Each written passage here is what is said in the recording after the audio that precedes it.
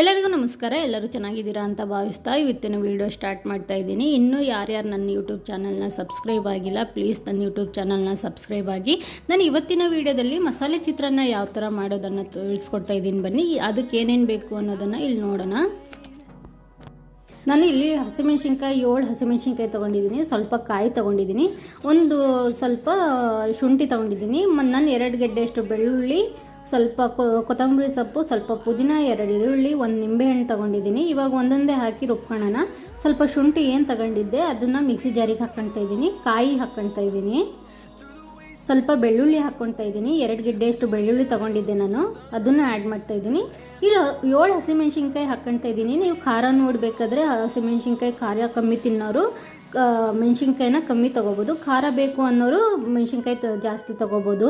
ಸ್ವಲ್ಪ ಜೀರಿಗೆ, 1 ಸ್ಪೂನಷ್ಟು ಜೀರಿಗೆ ಹಾಕ್ತಾಯಿದ್ದೀನಿ, ಸ್ವಲ್ಪ ಕೊತ್ತಂಬರಿ ಸೊಪ್ಪು,